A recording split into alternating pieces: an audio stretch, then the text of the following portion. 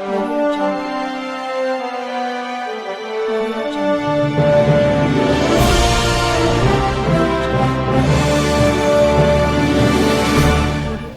livro de Atos, capítulo 1, e depois eu vou ler somente 2 versículos da primeira carta de Pedro, capítulo 4, 10 e 11.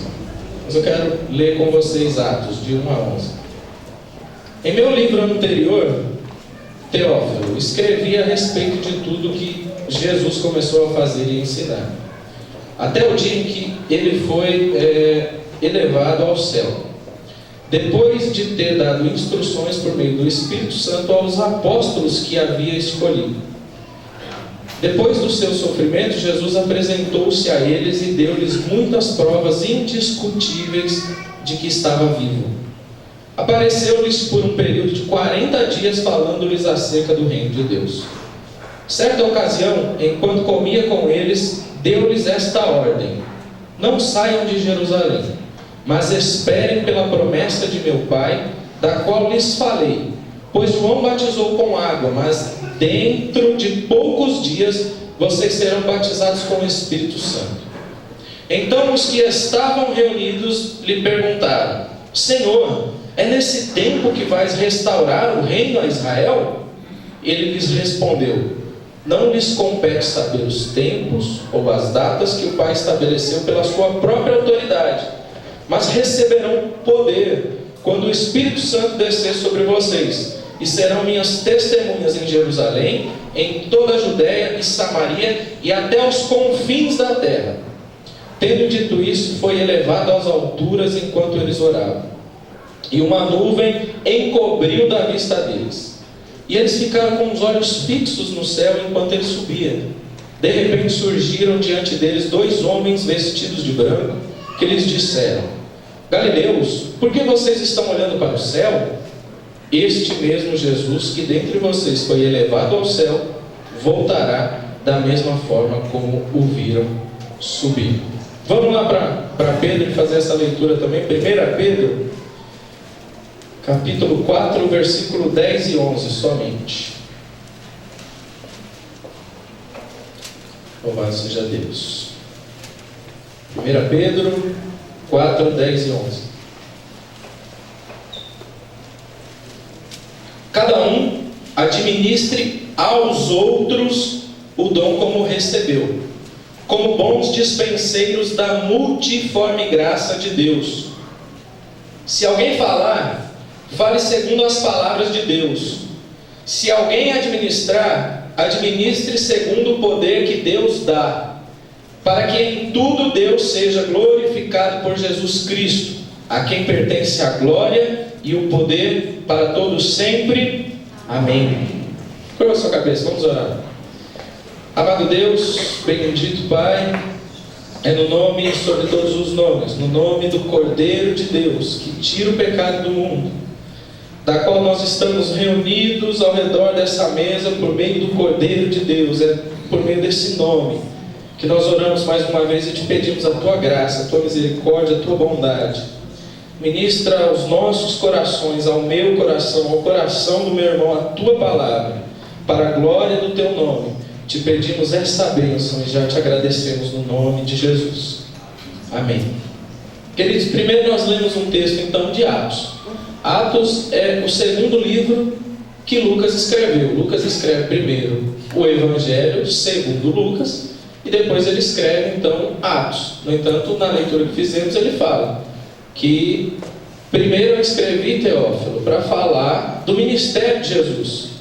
Agora eu estou te escrevendo para falar dos primeiros anos da igreja de Jesus. O segundo texto que lemos já é um pastor escrevendo a uma igreja perseguida sobre como ela viver em meio à perseguição, em meio às dificuldades da vida. Por isso eu li Atos e depois eu li Pedro. Mas antes de nós falarmos sobre esses textos que lemos, eu quero recapitular ou relembrar algo com vocês, do porquê nós precisamos ler e reler a Bíblia, o texto bíblico, esses textos. Por que nós precisamos? Porque o projeto inicial de Deus para a humanidade, para o ser humano, foi saqueado. O projeto inicial de Deus para nós foi roubado, foi usurpado. E por quem? Por nós mesmos. Por conta de quê? Por conta do pecado. Essa história do pecado, nós já ouvimos falar várias vezes. Eu já falei, o Fernando já falou, na nossa igreja nós já ouvimos muitas vezes. Ela é uma história bem antiga. Ela começa muito antes dos nossos pais Adão e Eva. A história do pecado começa lá no céu.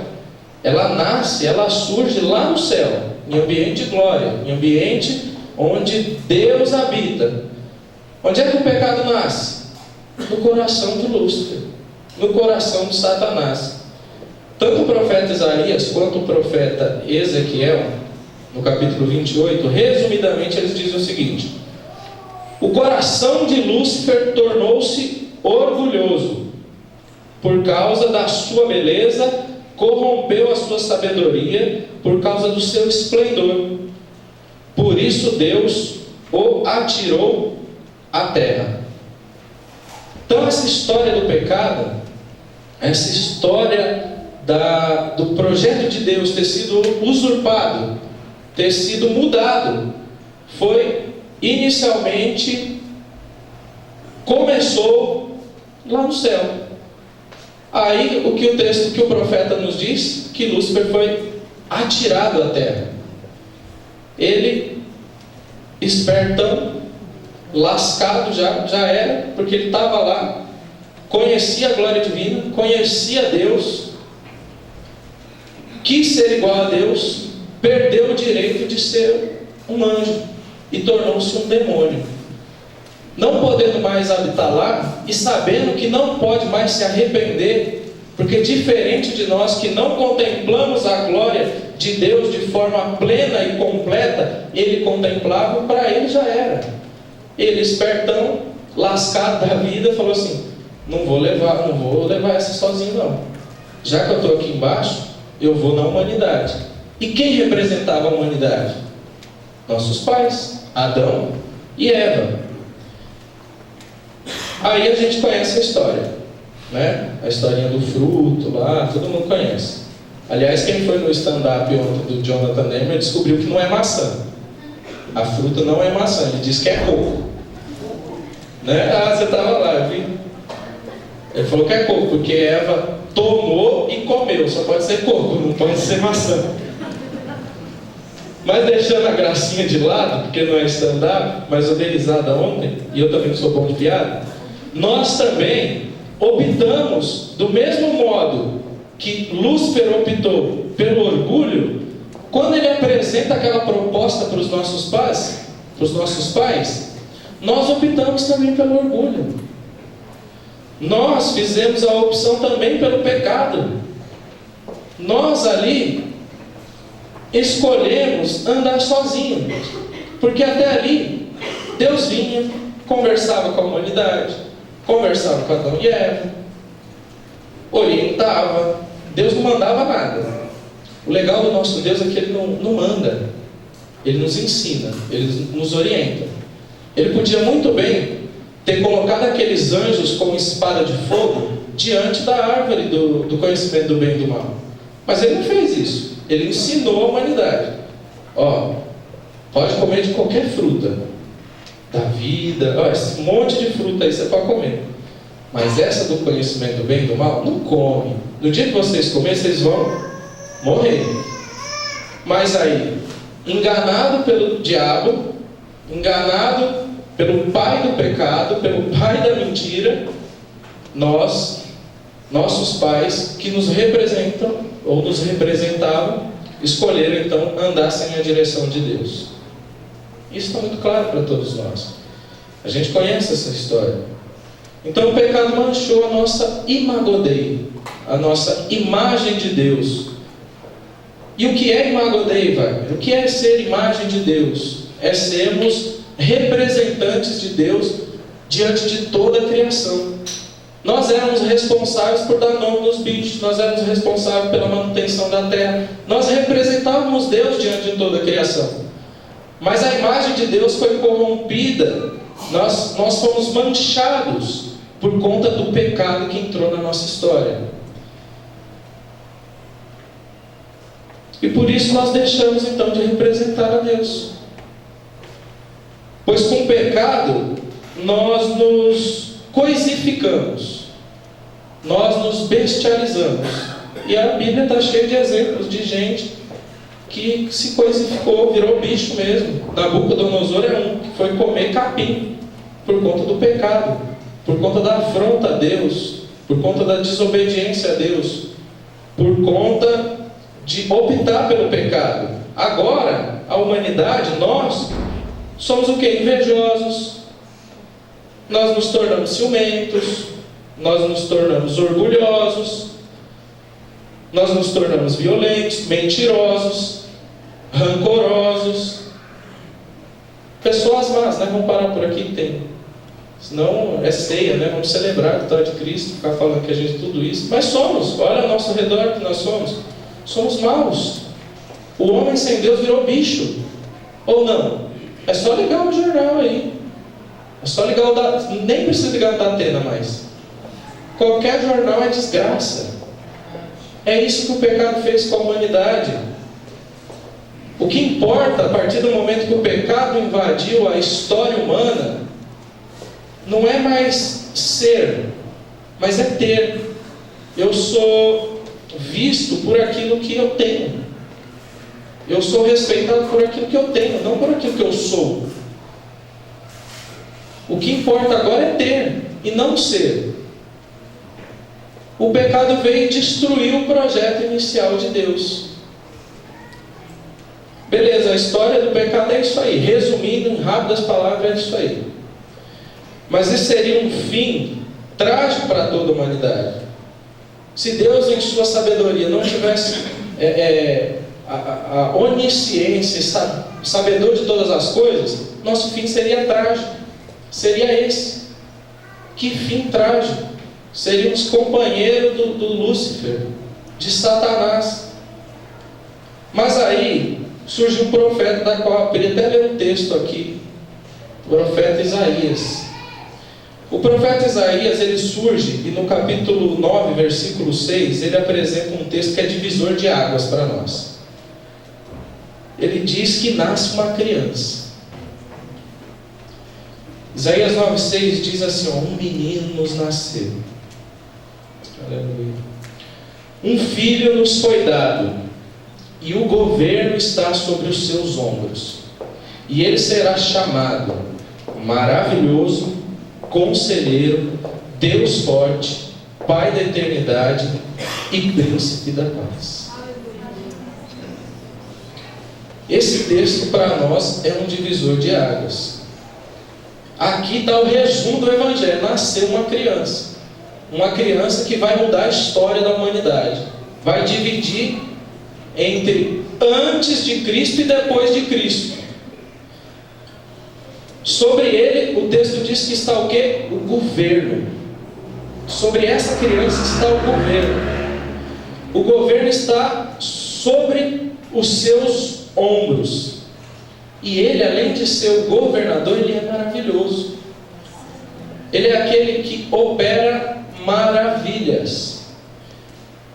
Ele é o conselheiro. Eu e o Fernando estamos aqui a semana inteira aconselhando. Nós só conseguimos aconselhar, queridos, porque nós buscamos conselho no conselheiro. Porque se nós aconselharmos aqui da sabedoria humana, como diz Paulo, é melhor você procurar um outro tipo de ajuda e não um aconselhamento espiritual. Nós só conseguimos aconselhar aqui e orientar vidas porque nós buscamos conselho no conselheiro. Ele também é um Deus forte, ou seja, entre deuses que o mundo levanta, entre deuses que surgem a todos os dias, nós servimos um Deus forte, um Deus que é Senhor, um Deus que desde o Antigo Testamento não perde batalhas, ou seja, quando Israel entrava em guerra, todo mundo já sabia. Lá em Israel tem o Deus dos deuses. Esse é o Deus que a gente serve hoje. Um Deus forte. E Ele é Pai da eternidade. O que é ser pai da eternidade, queridos? O que é eternidade? Ser pai todo mundo sabe. Eu tenho 2 filhas, Denilson tem filho, Clebão tem filha. Então nós somos pais. O Deus que a gente serve, Ele é Pai da eternidade. Ou seja, Ele é o alfa, Ele é o ômega. Ele não tem início, Ele não tem fim. Esse Deus é o que nós servimos. Então seus planos não podem ser frustrados, queridos. Por mais que o pecado entrou na história da humanidade, não é um fim, porque uma criança nos foi dada. E o seu nome é maravilhoso, Conselheiro, Deus forte, Pai da eternidade e Príncipe da paz. Nos dias que a gente vive, o que nós precisamos é de paz. E nós vamos ter paz a partir do momento que servimos o Príncipe da paz. A gente pode procurar paz em qualquer lugar. Pode procurar paz em qualquer religião. Até mesmo religião cristã. Entenda bem. Tem um monte de religião dita cristã que não tem paz coisa nenhuma. Tem bruxo e não tem pastor. Porque pastor abençoa, bruxo amaldiçoa. Tem igreja que está amaldiçoando meio monte de gente aí. Mas esse é outro departamento. O importante é que aqui a gente abençoa. Porque aqui a gente serve o Príncipe da paz. A gente ministra o amor e paz. Porque nós servimos o Príncipe da paz. Então esse texto é divisor de águas. Pronto, Deus coloca as coisas no devido lugar novamente. Mas entre aspas, né? Criança nasceu. Tem os evangelhos. O evangelho de Lucas, da qual eu falei com vocês. Mas por que eu digo que é entre aspas? Porque é toda a humanidade que volta a representar a Deus? Não. Não é toda a humanidade que volta a representar a Deus. Isso é óbvio. Porque a Terra, o ser humano, continua essa desgraça toda que a gente vê nos jornais. Como pode esse miserável pecador, esse cabra que rouba, que mata, que estupra, ser representante de Deus? Não tem como. Mas a igreja de Cristo Jesus, ela passa a representá-lo novamente. Seus seguidores, seus discípulos passam a representá-lo novamente. Agora sim eu vou para o texto que a gente leu, de Atos 1. Depois desse pano de fundo aí, de história de pecado, eu vou te convidar a entrar no texto que a gente leu. Se você está com a Bíblia aberta, mantenha ele aberto. Eu quero te convidar a entrar no texto mesmo, a viver o texto de Atos 1 agora comigo, porque foi isso que Deus colocou no meu coração. Imagine-se você em Atos 1. Imagina você convivendo com Cristo ressuscitado 40 dias. Não é isso que o texto que nós lemos diz? Que os discípulos ficaram na sua presença por 40 dias, diante de Jesus, que viveu com eles 33 anos, 3 anos de ministério junto com eles. Ele morre, há um domingo de trevas, de dor, de choro, de pranto, mas esse Jesus ressuscita e fica com eles 40 dias, vivendo num corpo glorificado, que não pode morrer mais. Pensa nisso, você lá em Atos 1, vivendo com Jesus 40 dias. E ele agora está explicando novamente que o projeto foi usurpado. Ele começa a explicar o projeto de Deus novamente para a humanidade. Ele começa então a falar do reino de Deus. Está aí no versículo 3. Ele começa a falar do reino de Deus e dando provas ainda da sua ressurreição. Aqui, sou eu mesmo que estou com vocês. Para Tomé, ele chegou a falar: se você quiser ter mais prova real do que isso, só você pôr a mão aqui, pode pôr. Sou eu mesmo, ressuscitei. O Senhor que a gente serve, queridos, é esse que depois de ressuscitar, deu provas da sua ressurreição. Pode o mundo levantar hipóteses e mais hipóteses. O texto bíblico, palavra de Deus, diz que ele andou com a gente 40 dias, ressuscitado. Olha a glória que era para esses discípulos viverem isso, enxergarem isso, conviverem com a presença do Mestre ressuscitado. É um momento maravilhoso, é um momento de glória para esses homens, para essas mulheres. Pensa você lá ouvindo isso de Jesus. Por isso que eu falei, vamos entrar no texto, vamos viver Atos 1 ali. É um momento, para quem está ligado com o que Jesus está ensinando, é um momento de êxtase, de glória espiritual. A morte foi vencida, está aqui, a prova está aqui na nossa frente. Já era a morte. Daqui para frente nós vamos viver na expectativa da ressurreição. Daqui para frente, eu tenho prova real de que ele morreu, ressuscitou, e ele prometeu para a gente que ele era o primeiro disso aí. Então eu tenho certeza da ressurreição também. Além disso, Jesus ressuscitado, ele vai dizer mais: vocês, meus discípulos, passarão por um novo patamar de humanidade. Vocês passarão por um novo patamar de vida. O que vocês viveram até agora era no âmbito terreno. Daqui para frente vocês podem viver no âmbito espiritual, porque eu sou a garantia da ressurreição. Eu morri, mas eu ressuscitei. E para provar isso para vocês, vocês serão habitados agora pelo Espírito Santo. Está tudo aí no texto. Eu estou parafraseando o texto que a gente leu. Esse Espírito Santo é aquela pessoa da Trindade que lá na criação, no Gênesis 1, enquanto o Pai fala, o Filho opera, está o Espírito pairando sobre a terra, sobre as águas e dando manutenção em tudo aquilo que Deus vem criando.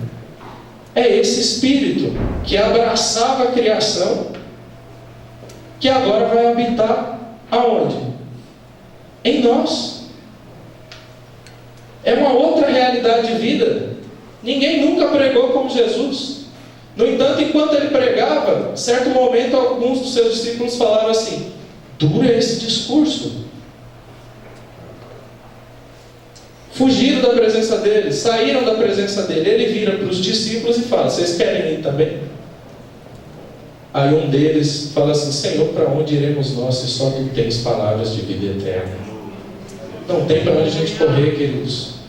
Novo patamar de vida, uma vida vivida no Espírito Santo. Para isso, no versículo 5, é que diz que para eles viverem essa vida, esse novo patamar de humanidade, para serem igreja, eles precisavam somente obedecer a palavra de Deus. E qual era a ordem de Jesus para eles? Permaneçam em Jerusalém, até que do alto sejais revestidos de poder.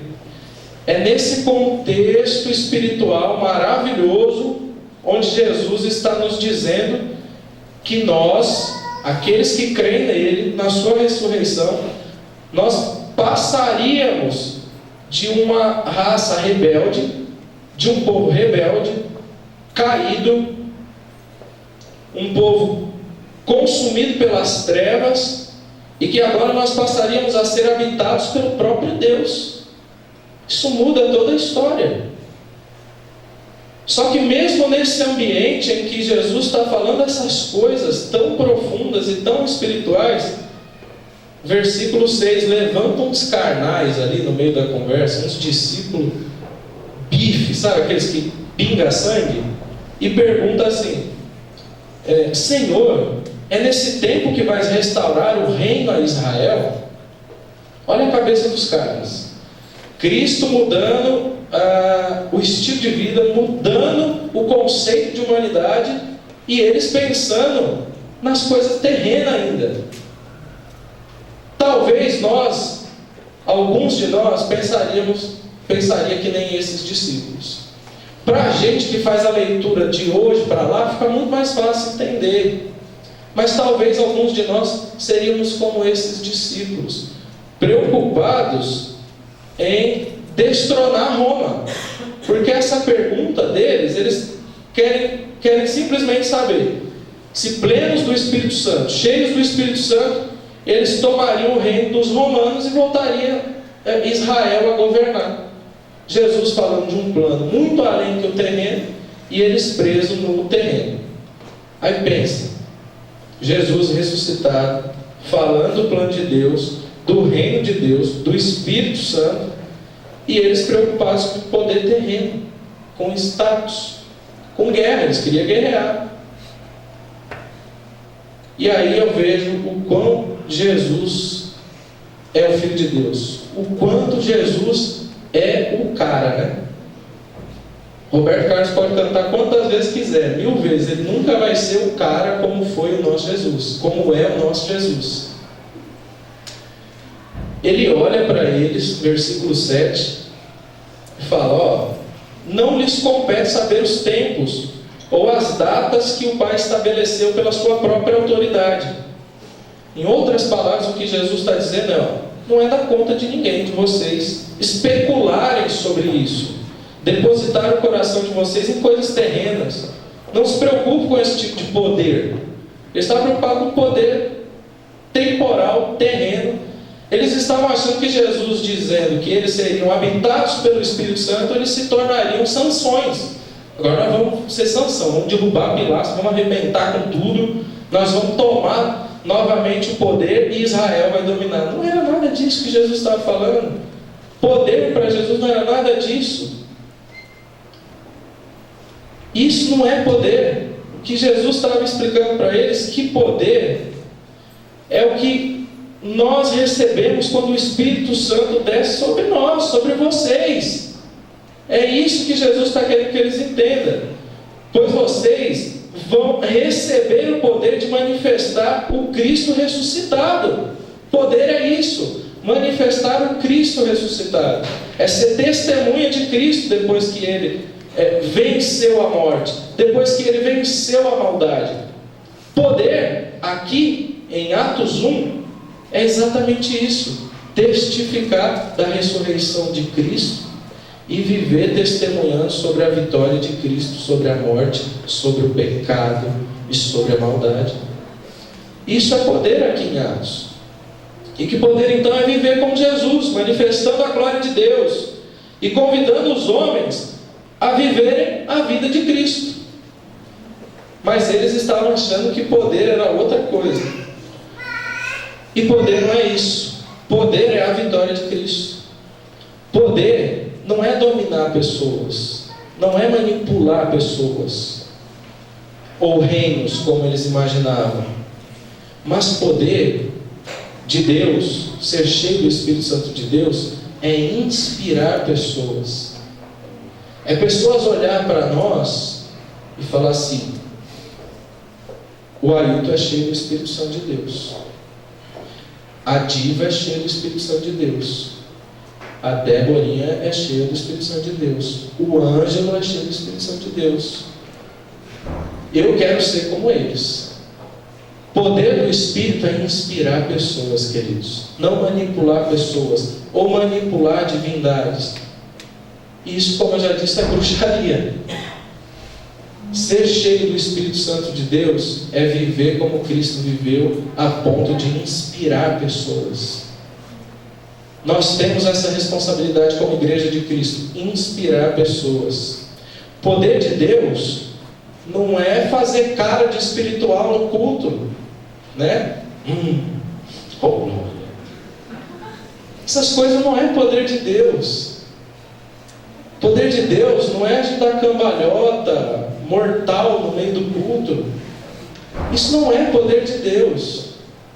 Há manifestações do Espírito em nossas vidas que são sim empolgantes, que às vezes o profeta não consegue mesmo segurar aquela glória, né? Nós estamos num ambiente pentecostal. Eu não quero trazer um ensino batista, por mais sadio que seja o ensino batista, mas nós somos uma igreja pentecostal. E em igreja pentecostal se fala em línguas estranhas, se manifesta os dons do Espírito. E aqui não é diferente. Mas isso, somente isso, não é poder de Deus. essas tidas meninices, não é poder de Deus. Falar línguas estranhas alto, ou mais alto que o seu irmão, não quer dizer que você está cheio do Espírito Santo de Deus. É uma manifestação? É. Mas não precisa gritar, falar mais alto que o meu irmão. Fazer cara de santo? Já falei. Não precisa. Mas poder de Deus, ser cheio do Espírito Santo de Deus, é viver a vida de Cristo, queridos. É pisar as pisadas do Mestre. É viver segundo o Mestre nos ensinou a viver. E que poder, então, não é uma questão de devolver o reino a Israel, mas de manifestar o verdadeiro reino de Deus, pleno de paz e serviço. Serviço ao próximo, cuidado ao próximo, cuidado do próximo. Isso é ser cheio do Espírito Santo de Deus. E usando de todos os dons que Deus dá à igreja. E os dons não se resumem só à lista de 1 Coríntios 12. Tem 9 dons lá. Palavra de conhecimento, palavra de sabedoria, fé, maravilhas, dons de cura, variedade de línguas, interpretação de línguas, discernimento de espírito. Nós estamos precisando muito desse dom nos nossos dias. Discernimento. Discernimento. Há muitos lugares pregando um Cristo que não existe. O Cristo que existe, que manifesta sua glória no meio da igreja, é esse que manifesta por meio de nós no serviço ao próximo, cuidando do irmão, cuidando daquele igual a nós. O que significa então esse cuidado? O que significa a vitória de Cristo e o poder recebido pelo Espírito Santo? Significa o triunfo, queridos, da vida sobre a morte. O que significa ser cheio do Espírito Santo? O que significa a vitória de Cristo sobre a morte, sobre o pecado? Significa o triunfo da luz sobre as trevas. Nós estávamos perdidos nas trevas, mas Ele nos trouxe para a sua maravilhosa luz. Isso é ser cheio do Espírito Santo, queridos. Não tem como você dizer que não tem dons. Você tem dons, porque você saiu das trevas para a maravilhosa luz de Cristo. O que é ser cheio do Espírito Santo? É o triunfo do amor sobre o ódio. Antes eu era uma pessoa odiosa, odiava o meu próximo, mas hoje triunfou o amor por meio da cruz de Jesus. É o triunfo da paz sobre a guerra. Eu vivo em paz, eu sirvo o príncipe da paz. É o triunfo da justiça sobre a injustiça. É o triunfo do serviço sobre o império. É o triunfo da partilha sobre a acumulação. É o triunfo do perdão sobre a vingança. É o triunfo do socorro sobre o sofrimento. Tudo isso caracteriza ser cheios do Espírito Santo e que vivem a vida da igreja manifestando os dons que Cristo nos dá. É o triunfo da comunidade sobre o individualismo. Ou seja, eu tinha 2 pães, agora eu tenho 1. E não o inverso, eu tinha 2, agora eu tenho 4, porque Deus está me abençoando e eu estou acumulando. Ser cheio do Espírito Santo é partilha, é comunhão, é unidade. Assim manifestamos o poder de Deus por meio do Espírito Santo que habita em nós. A história mudou, nós vivemos para Cristo. E é assim que surge a igreja, que eu e que você faz parte. É um novo modelo de humanidade. É um novo estilo de vida. Viver cheio do Espírito Santo é viver sob o domínio e o reinado da Trindade, espalhando ao mundo uma nova realidade, a realidade do reino de Deus. É ou não é? A igreja tem que andar, gente, na contramão do que vive a sociedade. A sociedade bateu, toma de volta. Mas por meio da cruz de Jesus, o que triunfa é o amor, é o perdão, é a graça de Jesus, é o cuidado ao próximo. A igreja anda na contramão. Nós vivemos um outro estilo de vida, uma nova realidade de humanidade. Por meio da vida de Jesus, de seus ensinamentos e por meio dos dons, dos carismas, dos dons que Ele distribui a nós, a sua igreja. E todo dom vem de Deus, queridos. Efésios 2:8 diz o seguinte: porque pela graça sois salvos, e isso não vem de vós, é dom de Deus. O que é dom de Deus, queridos? Tanto a fé quanto a salvação. Quem aqui não tem fé e não é salvo? Se você não é salvo, você tem a oportunidade de aceitar Jesus aqui hoje e fazer parte dessa nova humanidade, dessa igreja que glorifica a Cristo, porque todos nós recebemos a fé e o dom, e não é de nós, vem de Deus. Graças a Deus. Deus não exige de nós muitos esforços, Ele nos dá tudo o que precisamos para seguir ao Cristo, para servir a Jesus. É por meio desses dons, e por meio desses dons, nós aprendemos que ser não é ter, que ser é estar no Cristo ressurreto, queridos. Ser é estar em comunhão com o Pai, com o próximo, perseverando na palavra de Jesus, na oração e no partir do pão. A igreja não é reconhecida pelo que ela tem, mas pelo que ela é, queridos.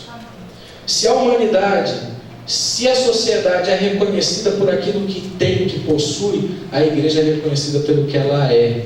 Igreja santa que vai morar no céu, além do Rio Azul. Essa é a igreja. A igreja não é ter, mas é ser, é estar no Cristo ressurreto. Até aqui beleza, né? Falei do texto de Atos, né? E o tempo foi embora, mas faltou o texto de Pedro. Então eu vou ser breve aqui no texto de Pedro, porque o texto de Pedro que lemos, capítulo 4, eu quero somente lembrar ou enfatizar que nessa nova vida que vivemos, que esses dons que recebemos, nada mais é do que exercê-los em favor do irmão. É isso que está lá, está dito assim: cada um administre aos outros o dom como recebeu, como bons dispenseiros da multiforme graça de Deus. Todos nós recebemos dons, queridos. A ideia de multiforme graça de Deus é a ideia de um cristal sendo iluminado pelo sol. Pensa num cristal recebendo luz solar. Ele vai refletir luz para tudo que é lado, principalmente para aqueles bonitinhos que você virar ele assim, aí que vai espalhar luz para tudo que é lado. A ideia de multiforme graça de Deus é as várias maneiras de Deus se manifestar por meio das nossas vidas, queridos. E o que eu ministro na vida de vocês hoje, o que eu transmito para vocês hoje e quero que aconteça na minha vida também: deixe o sol da justiça brilhar em cada um de nós. Deixe o sol da justiça brilhar em cada um de nós, para que a gente venha irradiar luz para tudo que é canto, e todos que olharem para nós vão falar assim: esse é um discípulo de Jesus Cristo. Esse é um discípulo de Jesus Cristo. Multiforme graça, queridos. Deus usa o Fernando de uma forma mais eloquente. Deus usa o Renato com uma forma de sabedoria tremenda. O Samuel com um abraço. Pensa num cara que gosta de abraçar, é o Samuel. E quantas pessoas não precisam de um abraço? Às vezes entra na igreja esperando um abraço e a gente não dá. Multiforme graça de Deus. Às vezes o dom que você tem é simplesmente esse, de emprestar o ombro para o irmão chorar. Ou talvez você é um profeta e está aí enrustido, enterrou o dom que Deus te deu. Deixa Deus te usar. Deixa o sol da justiça iluminar a sua vida para serviço no reino de Deus, querido. Talvez você é como Samuel, que às vezes prega, que ensina casais e que abraça pessoas, e isso muda a vida de pessoas, queridos. Nesse novo patamar de vida, de humanidade, de igreja, eu te convido a deixar o sol da justiça brilhar na sua vida. Vamos manifestar, queridos, o amor de Deus. Vamos deixar Deus nos usar. E para quê?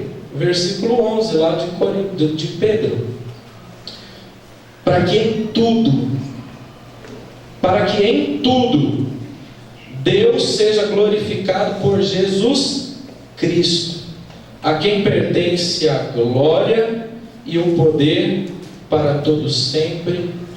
Amém.